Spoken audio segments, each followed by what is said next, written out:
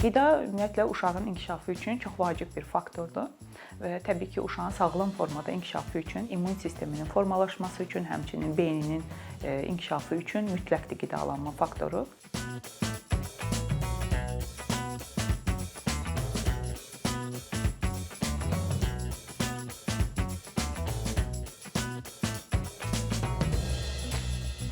Bizim valideynlərimiz çox sevirlər uşaqları yedizdirsinlər, içizdirsinlər və onu belə deyim də kökəltsinlər uşaqları.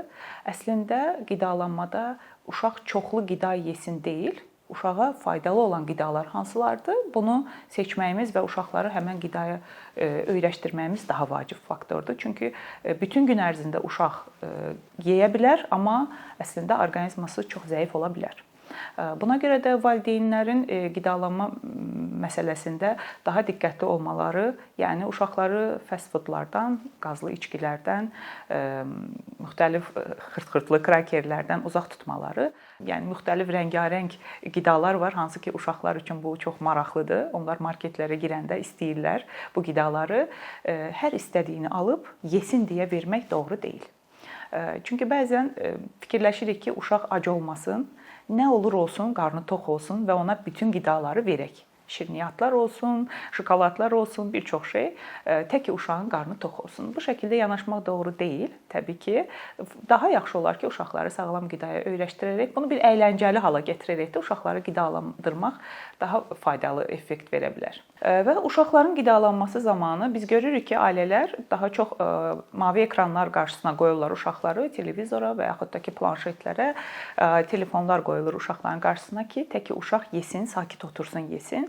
Amma ilk növbədə qidalanma zamanı uşaqlara lazımdır ki, sakit bir mühit, sakit bir ortam, hətta siz ona nağıl danışaraq da qida verə bilərsiniz. Ailələrə, gənc ailələrə xüsusilə tövsiyəmiz bu yöndə ola bilər ki, onlar uşaqlarla əyləncəli vaxt keçirərək, nağıllar danışaraq, oyunlar oynayaraq və yaxud sadəcə sakit bir mühitdə uşaqları yedizdirmələri o uşaq üçün daha faydalıdır. Və uşaqlarda yemək vərdişi sağlam formada formalaşır belə olanda. Əks halda uşaq davamlı şəkildə telefonla yemək yediyi üçün uşaq yemək yeməkdən imtina edir. Telefon qarşısına qoyulan kimi artıq siqnal gedir beyninə ki, telefon qarşıma qoyulub və mən yemək yeməliyəm. Və yediyi zaman belə doyduğunu hiss etmir. Ümumiyyətlə qidada deyil, qidanı hiss etmir uşaq. Dad reseptorlarına təbii ki, bu təsir edir. Və bu böyük insanlarda da eyni bir halda ola bilər.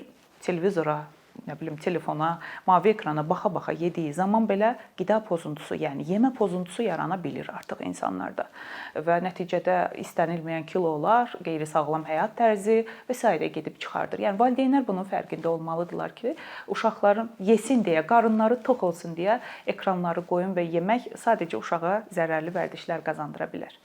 Ümumiyyətlə niyə tövsiyə edirik ki, uşaqlar mavi ekranlardan uzaq tutularaq yemək yedizdirilməlidir? Bu ömrünün ilk 3 ilində çox vacibdir. Çünki ömrünün ilk 3 ilində uşağın bir saniyədə milyarddan artıq neyronlar arası əlaqə qurulur, sinapslar arası əlaqə qurulur və bu uşağın aktivliyi üçün, ümumiyyətlə sensor inkişafı üçün çox vacib mərhələdir. Çünki sensor dönəmidir və həssas dönəmidir uşaqlarda bu dönəmdə. Onlara hansı vərdişləri qazandırsaz, beyninə hansı mesajı versəz, uşaq o yolda artıq sonrakı inkişaf mərhələsində də onu davam etdirməyə başlayır. Və 3-6 yaşında uşağın beyninin qabığının sürətlə inkişaf etdiyi dönəmdir deyə, bu dövrdə təbii ki, uşağın hərəkətliyi artmağa başlayır, qida ehtiyacları dəyişə bilər, daha çox aclıq hiss etmə olmalıdır əslində. Amma niyə hiss etmirlər uşaqlar bunu? Çünki oyun oynamaq azdır, ətrafdan təbiətə çıxmaq azdır, uşaqlar hərəkətdə olmurlar, pasiv həyat rejimində olduqlarına görə uşaqlar həmin aclıq hissini hiss edə bilmirlər. Valideynlər də çox zaman şikayət edirlər ki, biz nə edək? Hətta ekran vermək istəməyən valideynlər belə əlacsızlıqlarını bildirirlər ki, çox yorğunuq, nələr edək ki, biz uşaqlara bu vərdişi azaldaq və yaxud yaratmayaq. Yaxşı olar ki, ümumiyyətlə ailə süfrə mədəniyyəti və birlikdə yemək mədəniyyəti formalaşdıraq. Bunlar da itir artıq və insanlar öz ailələrinə oturub birlikdə yemək yedikləri zaman belə hər kəsin əlində telefon görə bilirik və uşaqları bu vərdiş formalaşmır artıq. Körpəlik vaxtından əgər siz uşağa hətta 6-7 ayla oturmağa başlayanda belə uşağa müxtəlif hərəkətlərlə, oyunlarla, sadəcə yatılı vəziyyətdə süd yesin yox, oyunlarla o uşağı yedizdirməyə başladığınız zaman uşaq artıq belə deyək də, sizdən növbəti dəfə tələbi bu olur. Yəni yenə də oynayaraq, yenə də danışaraq, söhbət edərək, uşaqla maraqlı bir vaxt keçirərək onu yedizdirə bilirsiniz. Bu valideynin özü üçün də müsbət bir halda, həm də uşağın özünə də yaxşı təsir edir. Çünki ünsiyyətdə olur valideyni ilə birlikdə və uşaqlara valideynlərin vermədiyi, belə deyim də, ehtiyacları, ödənilməyən ehtiyacları uşaq ekranlardan almağa başlayır artıq. Həmin qayğını ekrandan alır və valideynin verə bilmədiyi o tərbiyəni, oyunu, marağı uşaq ekranlardan almağa başlayır və ekrandan aldığı üçün də gələcək dövrdə böyüyəndə yemə həssaslığından tutmuş, aqressiv davranışlar və müxtəlif davranışlara keçid eləyə bilir. Və belə deyək də, uşaqların hal-hazırda seçimləri çoxdur qida ilə bağlı. Rəngarəng qidalar onları cəlb eləyirlər, paketlənmiş qidalar və onlar mağazalarda aylarla qala bilirlər, illərlə, həftələrlə qala bilirlər və valideynlər də bu rəngarəngliyə aldanırlar, uşaqların istəklərinə aldanırlar, həmin qidaları onlara verirlər ki, uşağın ehtiyacını ödəyək və uşaq xoşbəxt olsun.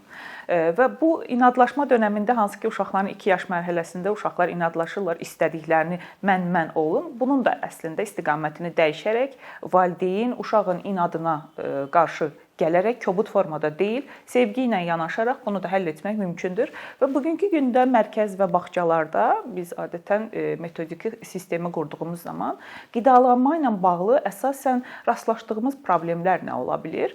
Təbii ki, müsbət haldır ki, valideynlər ilk növbədə uşaqların qidalarına bu qədər düşkündürlər. Xoşlarına gəlir ki, uşaqlar zəngin qidalarla yesinlər. Amma burada bir məsələ var. Valideynlər çox zaman gəlib şikayət eləyirlər və yaxud istəyirlər ki, bizim uşaqlarımızın bəs bu menyuda şokolad yağı niyə yoxdur? Və yaxud bu menyuda şirniyyat niyə yoxdur? Halbuki uşağın inkişafı üçün biz bu şəkəri, şirniyyatı və zərərli qidaları mümkün qədər o menyudan çıxarırıq ki, olmasın. Ancaq valideynlər üçün bu çox zəngin bir menyu kimi görsənə bilir və mərkəzlər də, bağçalar da məcbur olurlar ki, onlara valideynin istədiyi o qidanı verə bilsinlər. Ara yeməklərdə və yaxud da ki, yeməyin yanında. Halbuki uşağı siz daha bağçadan öncəki mərhələdə sağlam qidalanmaya öyrəşdirmisinizsə, biz sonradan uşağı xüsusi bir pəhrizə salmağın heç bir ehtiyacı yoxdur. Və burada bir məsələyə toxunmaq istəyirəm. Xüsusi qidalanma ilə bağlı problemi olan fərdlər, uşaqlar var ki, məsələn, onlar glutensiz qidalanmalıdırlar. Onların orqanizmasına karbohidrat az daxil olmalıdır və mərkəzlər yaxşı olar ki, tövsiyə də edirik bunu hər zaman. Yaxşı olar ki, fərdi olsun bu qidalanma məsələsi. Yəni mərkəzlər müəyyən etməlidirlər, fərdi yanaşmalıdırlar ki, bu uşağın həmin bu qidaya qarşı allergiyası varmı, yoxmu? Biz onu necə tənzimləyə bilərik? Valideynlə birlikdə necə əməkdaşlıq eləyə bilərik ki, biz bunu tənzimləyək? Çünki bu uşaqdır.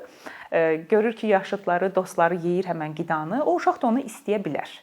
Amma uşağın dad reseptorları əgər sağlam bir qidaya öyrəşibsə, uşaq davamlı şəkildə zərərli qidalara deyil də daha sağlam qidalara yönəlik meylləri olacaq, onu istəyəcək. Yəni təcrübəmizdə də görürük ki, valideyn uşağa körpə vaxtından 6-7 ayından sonra belə çox təəssüf ki, bunu görürük, qazlı sular və s. içkilər verirlər. Hətta müxtəlif enerji içkilərini belə valideynlərlə birlikdə uşaqlar tükədə bilirlər, istifadə eləyə bilirlər və bunun heç fərqində də deyirlər ki, onlar uşaqların orqanizmasına nə qədər böyük zərər vururlar. Təbii ki, uşağın, yəni bağırsaq və beyin bir-biri ilə əlaqəli bir orqandır. Uşağın yediyi qida birbaşa belə deyim də narahatlığa səbəb olur, uşağın inkişafı ilə bağlı, diqqət əskilikliyinə səbəb olur, uşağın davranışlarına bu səbəb olur, aqressiyaya səbəb ola bilər və nəticədə gələcəkdə istənilməyən xəstəliklərə yol aça bilər. Valideynlər ümumiyyətlə marketlərdən belə qida alanda yaxşı olar ki, qidaları oxuma vərdişi olsun. Yəni hansı bu məhsulun tərkibində nələr var?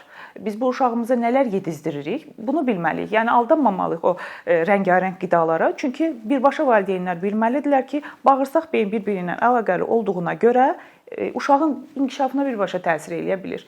Bu autizm spektr kimi xüsusi qayğıya ehtiyacı olan uşaqların da inkişafında bu xüsusi rol oynayır və biz uşaqları pəhrizə salaq, uşaqları pəhrizə saldığımız zaman daha sağlam olacaqlar deyə yanaşmasınlar. Təbii ki, xüsusi hallar yoxdursa, sağlam qidalanma elə özü pəhrizdir.